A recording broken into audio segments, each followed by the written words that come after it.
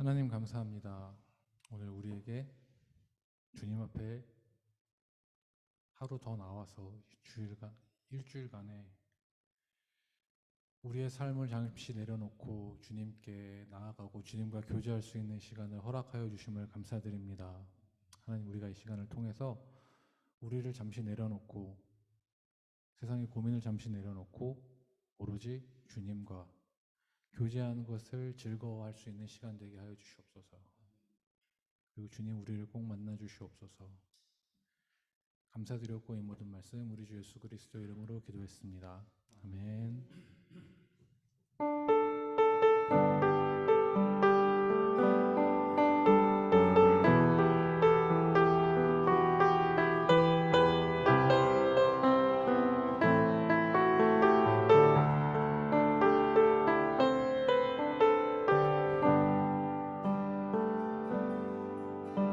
영원한 사귐에 날 초대하시네.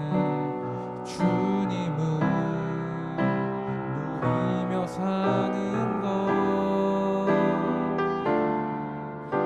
날 지으신 대로,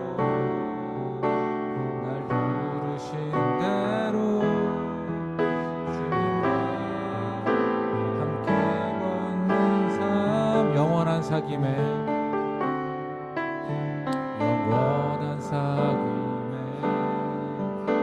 날 초대하시네. 주님을 누리며 사는 것, 날 지으신 대로, 날 부르신 대로 주님과 함께 걷는 삶. 이것이 영원한 삶, 이것이 영원한 삶, 이것이 영원한 삶. 참 하나님과 함께하는 삶, 이것이 영원한 삶, 이것이 영원한 삶. 내가 주 안에 주님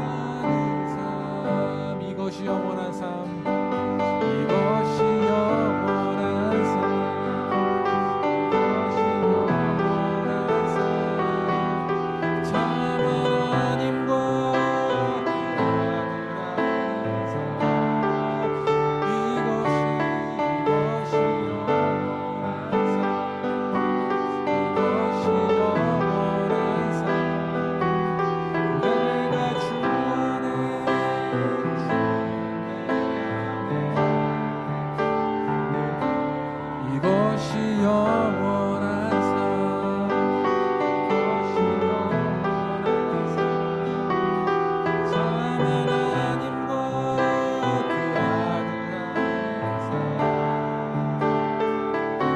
이것이 영원한 삶, 이것이 영원한 삶, 내가 주 안에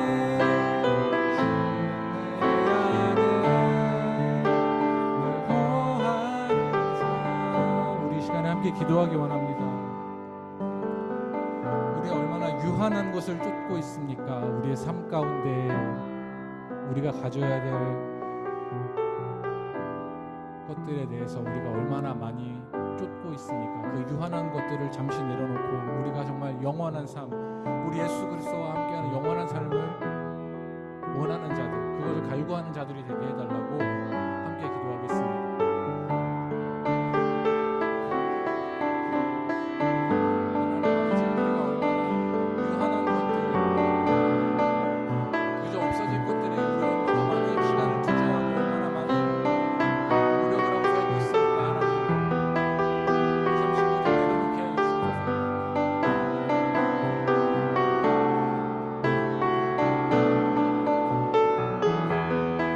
영원한 주님과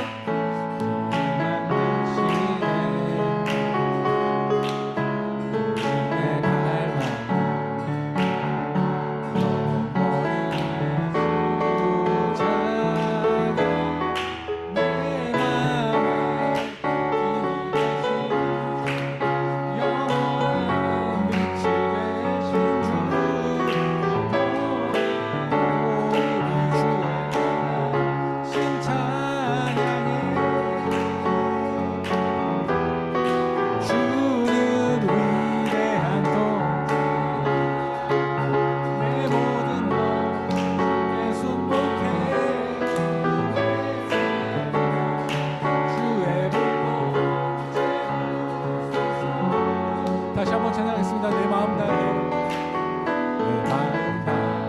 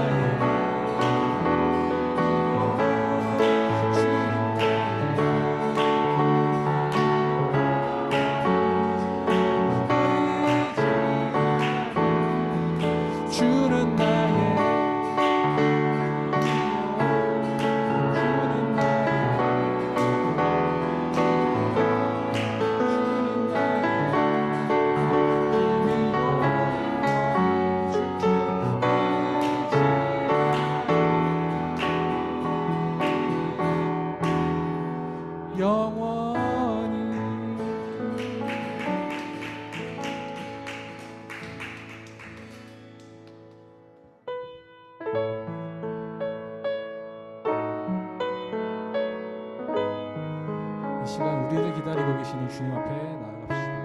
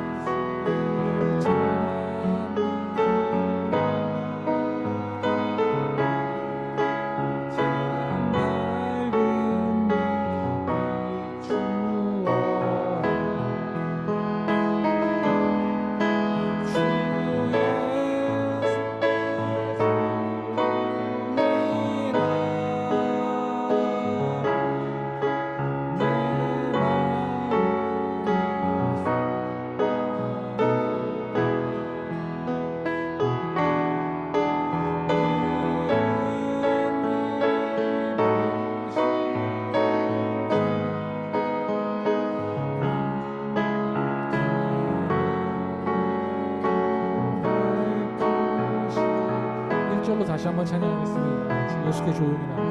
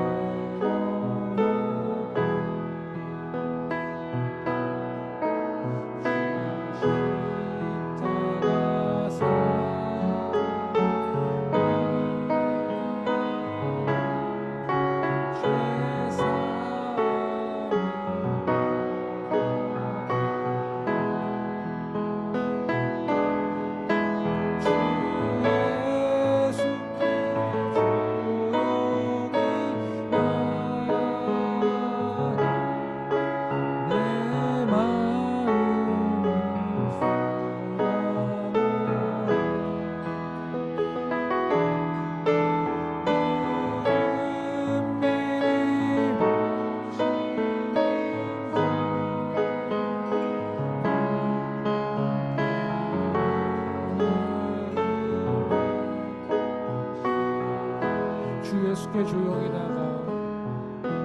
주 예수께 조용히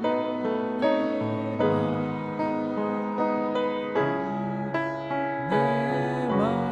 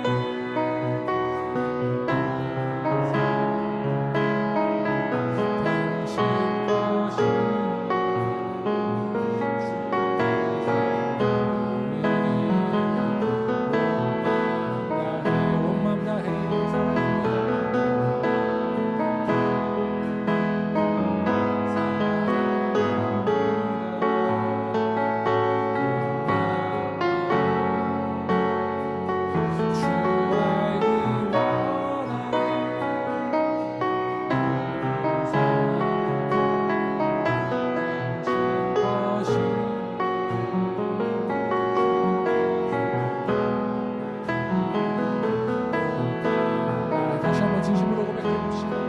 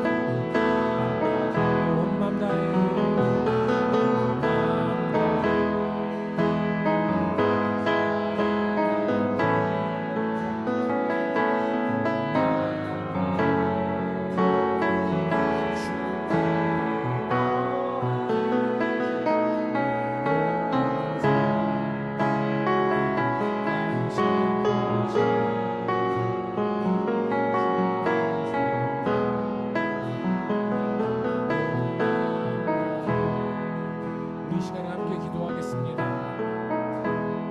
우리가 말하지 않아도 우리의 모든 것을 아시고 계시는 주님께 오로지 우리는 그분께 나아오기만 원합니다 라고 고백하기 원합니다. 잠시 우리의 원하는 것, 우리의 바라는 것들 내려놓고 우리의 온 마음을 다해서 오로지 주님과 교제하는 이 시간, 주님과 함께하는 이 시간에 주님 앞에 진심으로 나올 수 있는 우리를 되게 해달라고 함께 기도하겠습니다.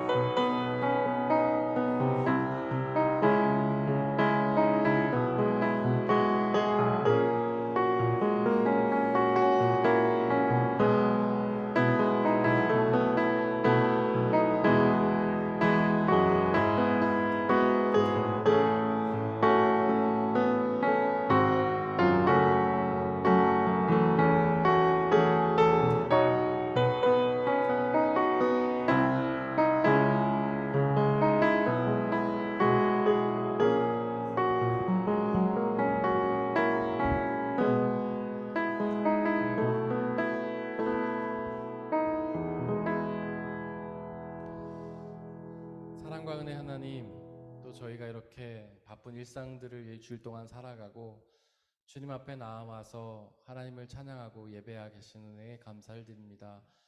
하나님이 소중한 시간을 주님 앞에 나와 주님께 드리오니 하나님 귀하게 받아주시고 역사하여 주시고 놀라운 은혜로 우리에게 함께하여 주옵소서. 이 시간 세상이 알 수도 없고 줄 수도 없는 놀랍고 신비한 은혜들을 저에게 허락하여 주시고 그 말씀을 통해 우리가 주님께 더욱 가까이 가며 주님과 깊은 교제를 누리며 하나님 주시는 영원한 생명과 참된 기쁨과 자유를 누리게 역사하여 주옵소서. 우리 주 예수 그리스도의 이름으로 기도드렸습니다. 아멘. 오늘 이렇게 함께 예배의 자리 나오신 모든 분들을 주님의 이름으로 환영하고요. 주님의 놀라우신 은혜와 평강이 함께 하시기를 소망합니다. 저희가 계속해서 누가복음을 나누고 있습니다. 지금 개요를 하고 있는데요. 오늘은 누가복음을 성령을 강조한다는 내용에 대해서 이야기를 하려고 합니다. 누가복음과 사도행전이 하나의 시리즈라고 말씀드렸죠. 누가가 쓴 하나의 시리즈. 누가복음은 누가가 쓴 작품 1번, 사도행전은 작품 2번. 이 누가는 이 누가복음과 사도행전을 통틀어서 굉장히 성령을 강조하고 있습니다. 그래서 사도행전을 뭐라고 부를 정도냐면 성령행전이다라고 부를 정도예요. 그러니까 누가복음의 주인공 예수님이시죠. 근데 예수님만이 사역하신 게 아니라 예수님 뒤에서 성령 하나님께서 함께 계시며 사역하셨다. 그래서 누가복음에 보면 계속해서 성령 하나님에 대한 역사가 굉장히 많이 나옵니다. 다른 복음서에서도 물론 성령이 언급되긴 하지만 누가복음서만큼 성령에 대해서 많이 이야기한 복음서가 없습니다. 그리고 사도행전은 저희가 사도들의 행전, 그러니까 사도들이 행한 이야기, 그래서 사도행전이라는 말을 쓰는데 사실 엄밀히 따지면 사도들이 행동을 하긴 하는데 그 뒤에서 성령 하나님께서 함께 하세요. 누가복음 사도행전 1장과 2장이 어떻게 시작하냐면 예수님께서 제자들에게 성령을 주시는 그 사건을 통해서 사도행전이 시작하죠. 그리고 그 사도들에게 성령이 내리면서 그 사도들이 성령을 통해서 행동하는 것을 통해서 바로 사도행전이 시작을 합니다. 그래서 사도행전의 별명이 뭐가 있냐면 성령 행전이다라는 별명도 있어요. 제가 이런 말 하면 좀 그렇지만은 누가복음과 사도행전을 석사 다닐 때 좀 연구를 많이 했습니다. 전문가까지는 아니지만은 비스무리한 준전문가 정도는 됩니다. 제가 이제 석사 때 논문을 하나 한국에서 썼는데 뭘 썼냐면은 누가복음의 성령론에 대해서 썼습니다. 교수님 한 40페이지 쓰라고 했는데 제가 80페이지를 써가지고 통과를 못할 뻔했는데 간신히 통과를 해주셨어요. 교수님 읽기 너무 많다고 왜 이렇게 많이 썼냐고. 자료를 모으다 보니까 굉장히 많더라고요. 그래서 제가 굉장히 좋아하는 주제고 뭐 자신이 있는 것까지는 아니지만 그래도 여러분들과 나누고 싶은 주제입니다. 그래서 오늘은 누가복음에 나타난 성령론에 대해서 이제 꼭 누가복음에 나타났다기보다는 성령 전체에 대해서 이야기를 하는데 특별히 누가복음의 시점에서 나타난 성령론을 좀 이야기를 하려고 합니다.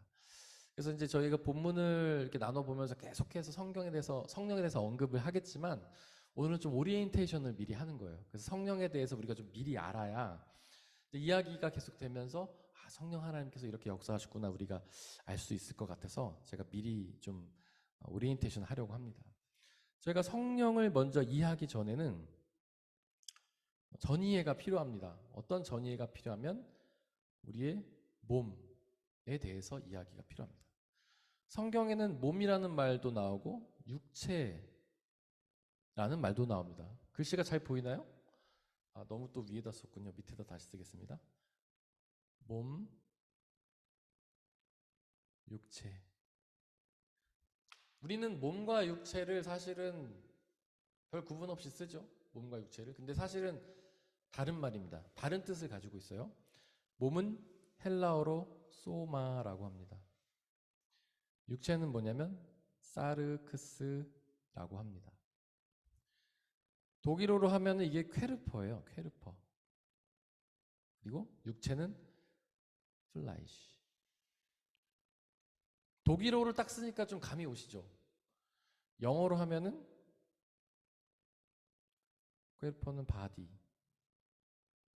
갑자기 육체가 생각이 안 나요. 영어로. 독일어는 감이 왔는데 영어는 제가 다음에 찾아서 말씀드리는 걸로. 플라이시 뭔지 딱 감이 오시죠? 소고기, 돼지고기 하는 그런 고기잖아요. 그래서 몸은 좀 더 이렇게 통전적인 의미를 가지고 있고 육체는 플라이시라는 것을 의미합니다. 고기 덩어리예요. 우리 살덩어리, 정말 이 살덩어리. 돼지고기, 소고기 할 때. 영어로 미트죠. 우리 정영아 집사님께서 답을 미트. 네, 맞습니다. 미트. 그리고 우리의 몸을 구성하는 게 또 있어요. 육체 말고. 뭐가 있을까요? 영이 있고 혼이 있죠. 네, 맞습니다. 영은 헬라어로 하면 네? 네네. 우리 집사님 진도를 빨리 나가셔서 한국말로 뜻을 이미 말씀해 주셨는데 제가 못 들은 척하고 넘어가겠습니다. 이따가 얘기를 해야 되기 때문에. 영은 푸니움하고 혼은 푸시케라고 합니다. 푸시케는 이제 그리스 로마 신화에 나오는 신의 이름이기도 하죠. 푸시케. 이 육체와 영혼을 합한 말이 몸이에요. 그래서 육체는 우리의 정말 고깃덩이고 거기다 영과 혼을 더한 게 몸입니다. 영과 혼은 따로 쓰기도 하고 함께 쓰기도 해요. 영혼이라고 하기도 하고 영과 혼이라고 하기도 합니다. 영은 뭐냐면 독일어로 하면은 가이스트예요. 영어로 하면은 스피릿. 한국말로 하면 아까 정리아 집사님 답을 주셨는데 그렇죠. 마음과 생각입니다. 마음과 생각. 마음이라고 하면은 우리의 감정을 의미하는 거죠. 생각은 생각이죠. 뭐 지식이 될 수도 있고 어떤 계획이 될 수도 있고 생각이 될 수도 있겠죠. 혼은 뭐냐면 독일어로 하면은 세엘레죠. 영어로는 이것도 제가 다음에 갑자기 생각이 안 납니다. 소울. 정렬 집사님 감사합니다. 자꾸 저에게 답을 알려주십니다. 그 다음에 이거를 한국말로 하면 뭡니까? 네, 의지와 결단. 의지와 결단이 이제 드러나는 것이 계획과 행동 그리고 말이에요. 이거는 굉장히 중요합니다. 여러분들 꼭 머릿속에 기억하셔야 돼요. 영은 뭐냐면 우리의 마음과 생각이에요. 우리의 감정을 느끼고 생각을 하게 하는 것이 영입니다. 그것이 가이스트고 그게 스피릿이죠. 혼은 뭐냐면 그 머릿속에 든 생각들을 실천하는 능력이에요. 계획으로 옮기고 행동으로 옮기는 것. 그것이 바로 혼이에요. 그래서 영을 쉽게 표현하자면 스위치를 켜는 거예요. 스위치를 온으로 하는 거예요. 우리 마음속의 스위치를 온으로 하고 그것을 나의 계획과 행동으로 옮기기 위해서 의지가 작동하는 것, 컴퓨터로 치면 엔터죠. 엔터에 명령어를 막 치는 거, 컴퓨터로 명령어를 치면 그 명령어 자체가 이제 어떤 프로그램에 들겠죠? 그게 마음과 생각이에요. 거기다 엔터를 딱 치면 그게 우리의 혼이 하는 작용입니다. 그것이 바로 우리의 계획과 행동과 말로 옮겨지는 거예요. 이 영에는 두 가지의 영이 활동을 합니다. 어떤 영과 어떤 영입니까? 하나님의 영인 성령, 그리고 악한 영. 이것은 사탄이죠. 이 두 가지 영이 우리의 마음과 생각에서 활동을 해요. 그러면서 그 두 가지의 생각을 우리에게 불어넣습니다. 성령은 하나님의 생각을 불어넣죠. 하나님을 믿는 믿음의 생각, 하나님의 뜻을 따르려는 생각, 하나님의 생명의 생각, 하나님의 기쁨의 생각, 자유의 생각, 이런 것도 우리 속에 집어넣습니다. 평안과 기쁨, 자유. 반대로 사탄은 사탄의 생각들을 집어넣죠. 하나님을 믿지 않는 불신의 생각, 하나님 부정하는 부정의 생각, 불순종하려는 불순종의 생각, 절망, 두려움, 슬픔, 미움, 시기, 질투, 이런 것들이 사탄이 악한 영이 주는 생각이에요. 이 두 가지의 영, 성령과 악한 영이 우리의 마음과 생각에서 활동을 합니다. 그래서 집어넣는 거예요. 여기서 핵심은요, 생각과 감정을 우리가 느낀다, 우리가 한다고 생각하지만 그렇지 않아요. 우리는 능동적으로 생각을 하는 게 아닙니다. 우리는 수동적으로 받아들이는 거예요. 성령이 우리의 마음과 생각에 하나님의 생각을 집어넣고 악한 영은 우리의 마음과 생각에 악한 영을 집어넣는 겁니다. 그래서 마음과 생각은 영적 전쟁터예요. 성령이 집어넣은 생각과 악한 영이 집어넣은 생각. 여기서 중요한 거는 뭐냐면 성령이 우리 안에 생각을 집어넣어줬다고 해서 우리의 생각, 성령의 사람이 아니라는 거예요. 제가 하나님이 기뻐하시는 생각을 했어요. 아, 하나님의 영광을 위해 살아야 되겠다. 이런 생각을 했어요. 그것까지는 우리의 게 아니라는 거예요. 성령이 그냥 집어넣으신 거라는 거죠. 반대로 사탄도 마찬가지입니다. 사탄이 하나님을 믿지 않고 의심하는 생각 집어넣어줬다고 해보세요. 그것만으로 우리는 죄 지은 게 아니에요. 그거는 사탄이 그냥 집어넣은 겁니다.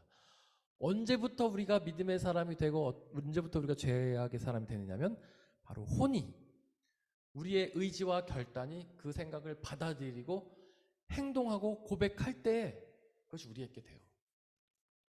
예를 들어서 성령 하나님께서 우리에게 그런 생각 넣어줬어요. 아, 내 삶을 하나님을 위해서 살아야겠다. 내가 이제 복음을 전하면서 살아야겠다. 지금 나가서 내 이웃에게 복음을 전해야지. 이런 생각을 넣어줬어요. 그 생각을 했다고 해서 우리는 성령의 사람이 아니에요. 우리의 의지와 결단을 내릴 때, 아, 내가 어떻게 복음을 전해야지 하고 계획을 세우고 실제로 행동하고 나가서 입으로 고백할 때에 그때 우리의 성령의 사람이 되는 겁니다.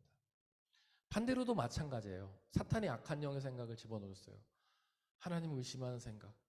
거기까지는 죄가 아닙니다. 그런데 그것을 우리가 실제로 옮겼을 때, 야, 이제 하나님 믿지 말고 내 힘을 믿어야겠다. 내 돈을 믿어야겠다. 내 권력을 믿어야겠다. 내 친구를 믿어야겠다. 실제로 나가서, 야, 나 이제 하나님 안 믿어.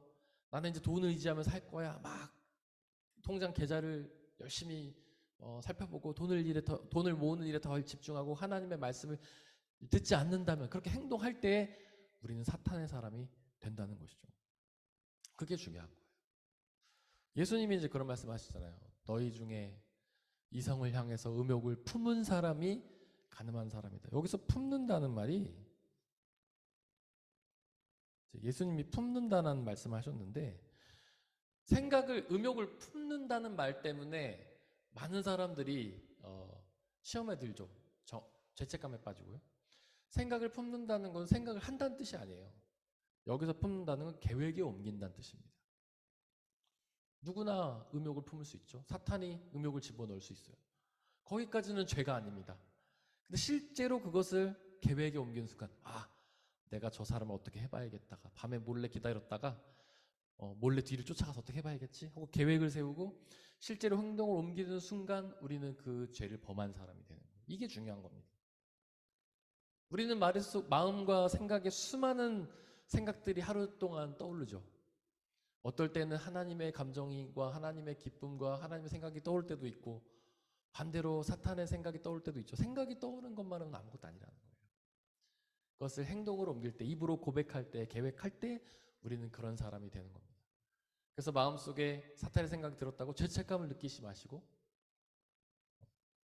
오히려 성령의 뜻하심을 구하면서 나아가시기를 바랍니다. 근데 제가 아까 이제 영혼이라는 말이 이 구분되기도 하고 따로 쓰기도 하고 같이 쓰기도 한다고 했잖아요. 그건 뭐냐면 영과 혼이 구분이 되기도 해요. 제가 말한 것처럼 한편으로는 마음과 생각이고 한편으로는 의지와 결단이고. 근데 이게 구분이 안 되기도 해요. 우리의 마음과 생각에 가득한 생각이 우리의 의지와 결단에 영향을 미치기 때문에 그렇습니다. 우리가 하나님 생각을 많이 하면 하나님의 뜻에 순종하며 살게 돼요. 반대로 사탄의 생각을 많이 하면 사탄의 뜻을 따라 살게 되는 거죠. 제가 종종 드는 비유 중에 하나가 이제 TV에서 치킨 광고가 가끔 축구 경기 보다 보면 치킨 광고만 한 4-5개 쫙 나오잖아요. 그럼 마음속에 어떤 생각이 들어요? 아, 하나 먹고 싶다. 저 BBQ 한번 뜯어봤으면. 그래서 한국에 있었으면 벌써 전화벨을 눌렀겠죠. 독일에 있으니까 그걸 못하는 거죠. 그게 뭐냐면 우리의 마음과 생각이 가득한 게 우리의 영향을 미친다는 거예요. 뭐가 마음에 들어서 사고 싶다. 계속 그걸 쳐다보고 있으면 나도 모르게 결제하게 되는 거죠. 그것처럼 우리가 성령의 생각으로 가득 차면 우리의 마음과 생각을 성령 하나님으로 채우면 우리는 성령이 기뻐하시는 행동과 말과 계획을 세우며 살아가게 된다는 거예요. 반대로 악한 영을 계속 채우면 계속해서 우리가 사탄이 기뻐하는 소리, 세상의 가치, 세상의 소식만 마음속에 채우면 그것만을 바라면서 살게 된다는 거죠. 그래서 영과 혼은 구분될 수 있지만 같이 간다. 서로 하나 되어 가는 것이다. 그래서 영을 아는 게 굉장히 중요합니다. 그래서 육체는 영혼을 뺀 거를 의미하는 거예요. 정말 우리의 고깃덩어리. 그리고 몸은 육체와 영혼을 포함하는 말이에요. 우리가 구원을 얻을 때는 몸으로 구원을 얻습니다. 우리가 부활할 때는 몸으로 부활을 해요. 우리가 사도신경 매주마다 고백하잖아요. 거기 보면은 몸의 부활을 믿습니다 이렇게 돼 있어요. 우리는 몸으로 부활해요. 그게 뭐냐면 우리의 영과 혼도 부활을 하지만 이 살덩어리도 부활을 한다는 뜻입니다. 예수님이 부활을 하셨죠? 그럴 때 예수님에게 몸이 있었잖아요. 육체가 있었잖아요. 예수님이 제자들과 함께 식사도 하셨고 도마에게 손을 내밀면서 야, 내 손에 있는 못자국 이거 만져봐. 내 옆구리에 있는 이거 창자국 만져봐 하셨잖아요.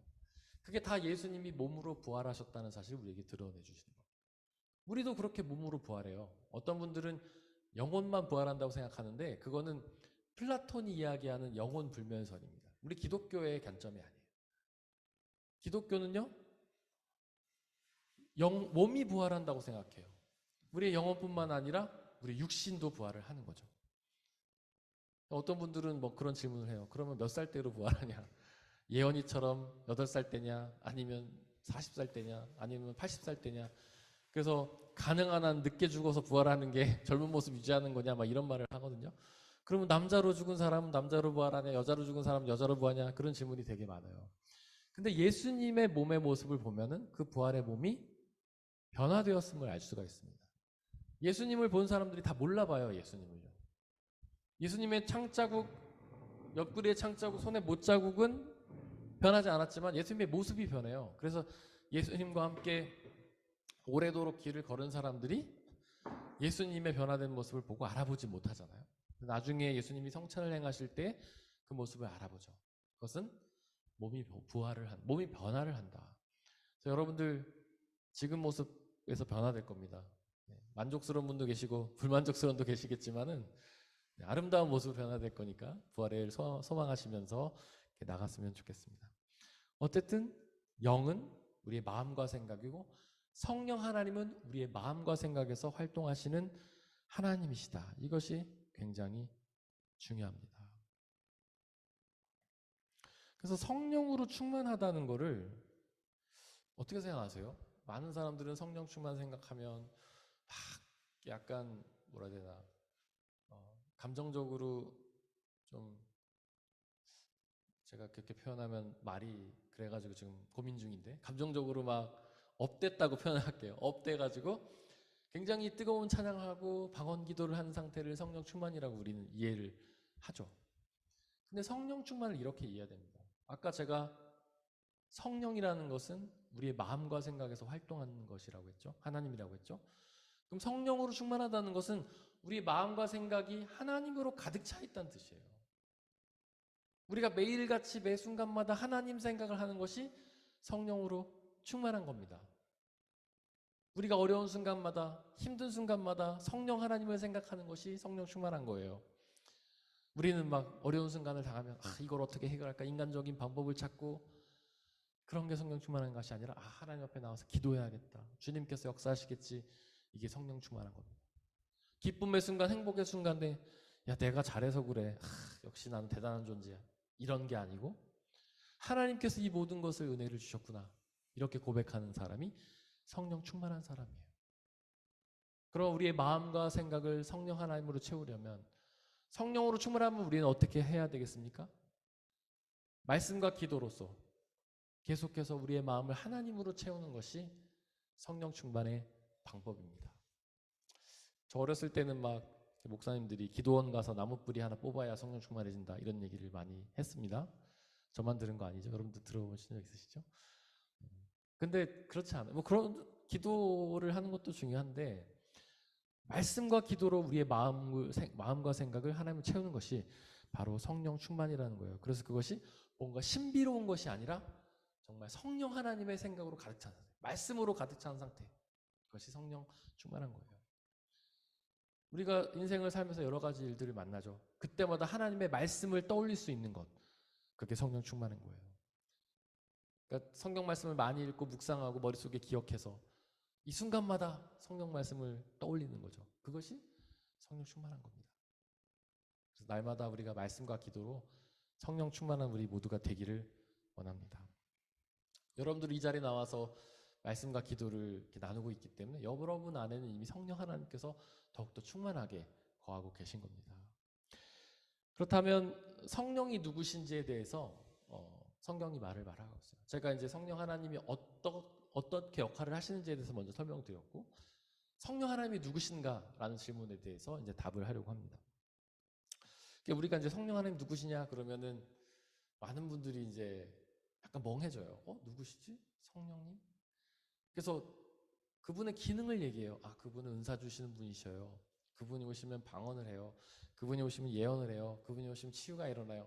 약간 그분의 기능을 말하거든요. 근데 그분이 정말 어떤 분이신지 정의를 우리는 잘 모르는 거죠. 근데 역할에 대해서만 기억을 하는 거예요. 그래서 오늘 이 시간에는 그분이 누구신지에 대해서 한번 이야기를 해보려고 합니다. 먼저 이제 화면에 마태복음 3장 16절 말씀이 띄어져 있는데 아이고 죄송합니다. 우리 함께 읽어보겠습니다. 시작. 예수께서 세례를 받으시고 곧 물에서 올라오셨다. 그때 하늘이 열렸다. 그는 하나님의 영이 비둘기같이 내려와 자기 위에 오는 것을 보셨다. 여기서는 뭐라고 이야기를 하고 있습니까? 성령 하나님이 바로 하나님의 영이다. 하나님의 영이라는 거죠. 영, 제가 아까 뭐라고 했습니까? 마음과 생각이라고 했죠. 하나님의 마음과 생각. 하나님의 뜻. 곧 하나님이시죠. 그래서 우리가 성령 하나님이라고 고백하지 않습니까? 사실 우리는 이제 삼위일체 하나님에 대해서 고백하면서 주로 그리는 게 삼각형이에요. 삼위일체 하나님을 표현하는 게 삼각형입니다. 그래서 가장 꼭대기에 누굴 그립니까?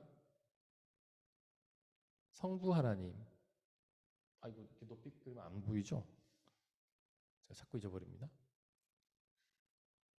네, 성부 하나님. 그리고 양옆에 이제 뭐 성자 예수님, 성령 하나님 이렇게 그려요. 이건 그림을 보면서 우리가 늘 느끼는 거는 성령 하나님은 성부 하나님보다 하나 아래구나. 성부 하나님이 1등이고 성령 하나님이 한 3등쯤 우리가 그렇게 인식을 하죠. 1등은 성부 하나님, 2등은 성자 예수님, 3등은 성령 하나님. 근데 이렇게 얘기하면요, 이거는 기독교 교리에서 벗어난 이야기예요. 그러니까 우리는 이제 느낌적으로 그렇게 갖고 있지만 기독교 핵심 교리는 뭐라고 얘기합니까? 삼위일체입니다. 삼위일체. 이 세 분의 하나님이 같은 하나님이라는 게 기독교의 교리예요. 성부 하나님과 성자 예수님, 성령 하나님 사이에는요, 우열이 없습니다. 1, 2, 3등이 없어요. 다 똑같은 하나님이세요. 성령 하나님은 하나님이시다. 이게 가장 중요한 겁니다. 물론 성경은 성부 하나님과 성령 하나님을 구분하고 있지만은 두 분이 같은 분이시잖아요. 그래서 성령 하나님은 하나님이시다. 이것을 기억하는 것이 굉장히 중요합니다. 그렇다면 뭐가 다르냐? 성부 하나님도 하나님이시고 성령 하나님도 하나님이신데 뭐가 다르냐 이런 질문이 가능하죠. 그리고 보면은 요한복음 4장 24절에서 뭐라고 얘기하냐면요. 하나님은 영이시니 이렇게 얘기를 해요. 제가 주일 예배 드릴 때마다 이제 앞에 예배로의 부름을 하잖아요. 시편 말씀 읽고. 그러다음에 이제 덧붙이는 말이 있어요. 하나님은 영이시니 예배하는 자가 영과 진리로 예배할지니. 항상 이걸 붙이죠. 그게 요한복음 4장 24절 말씀이에요. 근데 거기 보면은 하나님이 영이시니 이렇게 이야기를 하고 있어요. 하나님이 영이시다. 그러면은 성령 하나님도 영이시고 하나님도 영이시고 둘 다 영이시잖아요. 어떤 게 다를까요? 성부 하나님과 성령 하나님이 같은 하나님이신데 왜 구분이 있을까요? 뭐가 다를까요? 뭐가 다르냐면 계신 곳이 다릅니다. 계신 곳. 성부 하나님은 어디에 계십니까? 위보알. 맞습니다. 맞는데 성경은 사실 어디에 계시다고 말해요. 성부 하나님이 어디에 계시다. 우리가 주기도문 매주 외우잖아요. 주기도문 첫 줄 뭐라고 합니까? 하늘에 계신. 성경은 하늘에 계시다고 얘기해요. 위보알인데 성경은 하늘에 계시다고 해요. 하늘. 성경에서 하늘은요, 진짜 저 하늘을 의미하는 게 아니에요. 그럼 우리가 진짜 하나님 만났어야 되죠. 옛날에는 못 만났겠지만 지금은 우리가 우주선 타고 나가잖아요. 최근에 대한민국도 자체 기술로 우주선을 날리지 않았습니까? 누리호인가요? 그럼 다 만났어야죠, 그분들이 하나님을. 이게 실제 하늘이 아니에요. 여기서 말하는 하늘은 뭐냐면 어딜까요? 성경이 말하는 하늘은 하나님 나라죠. 하나님이 계신 거, 하나님 나라를 의미하는 거예요. 근데 왜 하늘이라고 표현했는가? 이 땅과는 구분됐다는 뜻이에요. 하나님은 이 땅과 다른 곳에 계세요. 우리가 하나님 거룩하다라고 얘기하는데 거룩하다는 게 다르다는 뜻이잖아요. 하나님 우리와 다른 분입니다. 다른 곳에 계세요. 우리는 땅에 살지만 하나님은 하늘에 계세요. 하나님이 하늘에 계시다는 것은 그분은 우리와 완전히 다른 존재고 다른 곳에 계신다 이런 뜻이에요. 또 하늘이라는 건 무슨 뜻이냐면 하늘에서 뭐가 내립니까? 뭐가 내리잖아요. 하늘에서 뭐가 내리잖아요. 하늘에서 내리는 건 많은데요? 많죠. 뭐가 내립니까? 그러니까 뭐가 내려요? 가장 대표적으로 내리는 게 뭐가 있을까요? 자연적인 현상을 말씀하시는 아니면 영적 네. 현상을 말씀하시는 거예요? 자연적인 걸 말하는 겁니다. 실제적인 거. 뭐가 내리잖아요, 하늘에서. 비와 눈이 내리잖아요. 뭐가 비칩니까, 하늘에서? 햇빛이 비치잖아요. 햇빛과 비가 뭘 해요? 이 자연의 생명을 유지하잖아요.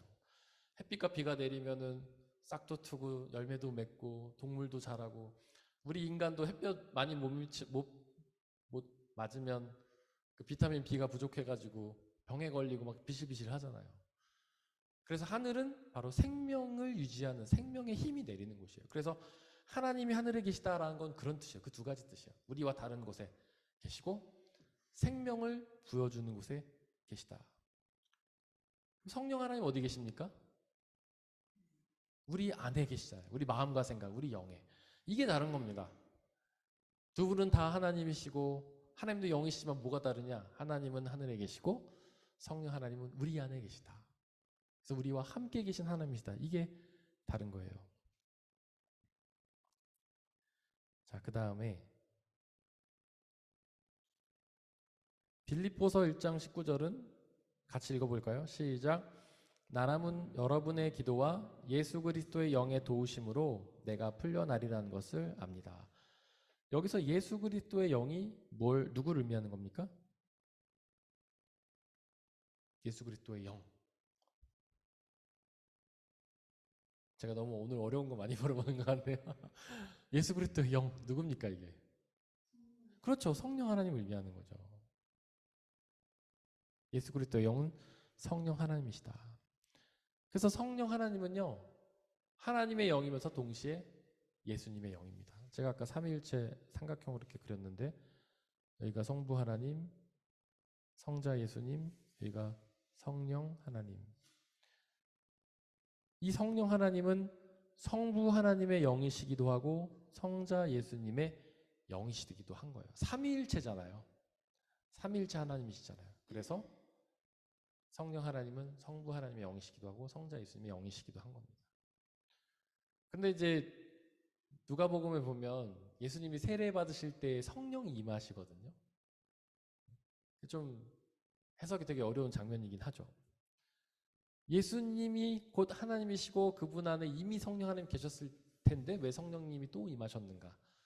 그건 우리가 좀 상징적으로 의미를 하는 거예요. 원래 그분 안에는 성령 하나님이 계시지만 좀 더 우리에게 뭔가 보여주시기 위해서 더 충만히 임하셨다라는 걸 보여주는 겁니다. 이렇게 성령 하나님을 성부 하나님의 영이면서 성자 예수님의 영이라고 고백하는 것은 우리 가톨릭과 개신교 전통이에요. 동방정교회라는 게 있죠. 동방정교회. 정교회는 이 성령 하나님이 성자 예수님으로부터 오셨음을 인정하지 않습니다. 오직 성부 하나님으로부터만 왔다고 생각해요. 여러분들 그 초대교회 이제 예수님이 제자들을 모으시고 교회를 세우실 때 교회가 세워지자마자 분열을 하잖아요. 아시죠? 어떤 교회와 어떤 교회로 분열을 하죠? 바로 유대인 그리스도인 교회와 이방인 그리스도인 교회로 갈라집니다. 사도행전에 이미 그게 나와요. 그래서 베드로는 유대인 그리스도인 공동체를 인도하고 사도 바울은 이방인 그리스도인 공동체를 이제 지도하죠. 그 둘이 하나 될 수 없었던 이유는 바로 유대교의 할례 문제 때문이에요. 유대인 그리스도인들은 예수님을 믿으면서도 할례 받아야지. 근데 이방인들은 예수 믿으면 할례 필요 없어 막 이랬던 사람들이에요. 그런데 유대교 그리스도인들은 예루살렘 교회를 중심으로 있었는데 그건 역사 속에서 금방 사라졌습니다. 유대인들이 더 이상 예수님을 믿지 않았기 때문에 그래요. 이방인 그리스도인들이 점점점 커져서 세계 주류 기독교가 돼요. 그들이 이제 383년인가 그 로마의 공인을 받아갖고 기독교가 됩니다. 그래서 그 로마의 기독교가 돼서 로마가 다스린 나라로 다 퍼졌죠. 기독교가 그렇게 하나가 됐었는데 또 기독교회가 갈라집니다. 언제냐면 그러니까 AD 1097년인가 1000 몇 년도인데 그게 약간 좀 헷갈리네요.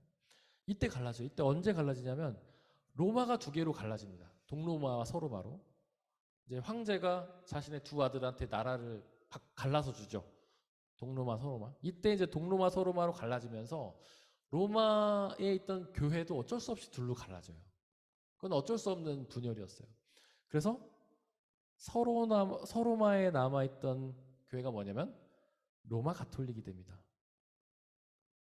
그리고 동로마에 남아있던 교회가 뭘까요? 동방정교회 회가 되는 거예요. 이걸 우리가 카톨릭은 카톨릭이고 정교회는 올토독스라고 하죠. 이 동방정교회는 뭐 그리스 정교회, 러시아 정교회 뭐 이런 식으로 또 나뉘게 됩니다. 근데 이때 이제 이렇게 나눠서 한동안 굉장히 다르게 발전을 했어요. 우리가 그리스 정교회 혹시 뭐 예배를 보거나 예배를 뭐 유튜브나 이런 데 혹시 보신 적 있어요? 그 주교들의 모습이라든지 굉장히 좀 다르거든요, 우리랑. 그러니까 전체적인 형식은 비슷해요, 카톨릭이랑. 근데 간에 세부적인 게 좀 다르고 많이 다르죠. 예배도 훨씬 길어요. 한 3시간씩 드려요, 예배를. 왜냐하면 서로 분열돼서 너무 오랜 세월 흘렸기 때문에 서로 다르게 발전을 한 겁니다. 그러면서 이들이 이제 신학적으로 분열했는데 그 바로 이것 때문에 분열해요. 가톨릭 교회는 야, 성령 하나님이 성부 하나님으로부터 오고 성자 예수님으로부터 왔어. 근데 동방정교회는 아니야, 성령 하나님은 하나님으로부터만 왔어. 이걸로 분열을 하게 돼요. 우리한테는 별로 안 중요한 주제지만은 그들에게는 굉장히 중요한 주제였습니다. 근데 뭐 누가 알겠습니까? 어쨌든 성경은 성령 하나님이 하나님의 영이면서 예수님이 영이다라고 고백을 하고 있고, 그러니까 성령 하나님께서 하나님으로부터 왔고 예수님으로부터 왔다고 고백을 하고 있습니다. 이 시간 우리 함께 찬양하면서 기도하기를 원합니다.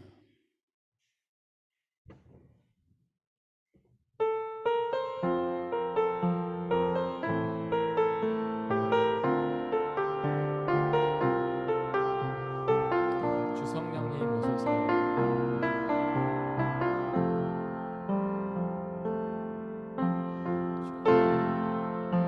성령님 오소서.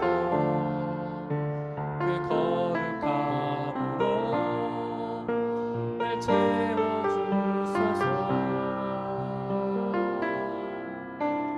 주 성령님 오소서. 그 거룩함으로 날 채우소서. 날 고치소서. 씻으소서. 새롭게 하여 주소서. 주여 주 손으로 날 고치소서. 씻으소서. 새롭게 하여 주소서. 주여 주 알게 하소서. 주 성령님 오소서. 주 성령님 오소서.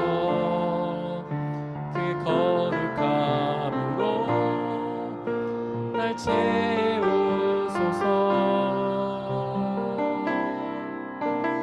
주 성령님 오소서. 그 거룩함으로 날 채우소서. 날 고치소서. 씻으소서. 새롭게 하여 주소서. 주여 주 손으로 날 고치소서. 씻으소서. 새롭게 하여 주소서. 주여 주 알게 하소서. 날 고치소서. 씻으소서. 날 고치소서. 씻으소서. 새롭게 하여 주소서. 주여 주 손으로 날 고치소서. 씻으소서. 새롭게 하여 주소서. 주여 주 알게 하소서. 이 시간 함께 기도하기를 원합니다. 성령님은 우리의 마음과 생각에서 활동하시는 하나님이십니다.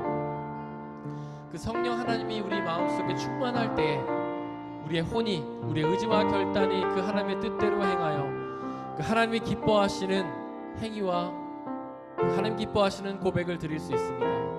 이 시간에 성령의 충만함을 달라고 기도하겠습니다. 우리 마음과 생각을 성령 하나님 채우셔서 온통 하나님의 뜻만 생각하게 하시고 그 생각으로 가득 차서 우리의 의지와 결단이 하나님이 기뻐하시는 성령의 충만한 결단만 하며 살아가며 주님이 기뻐하시는 이 삶을 살아가게 달라고 이 시간에 함께 기도하겠습니다.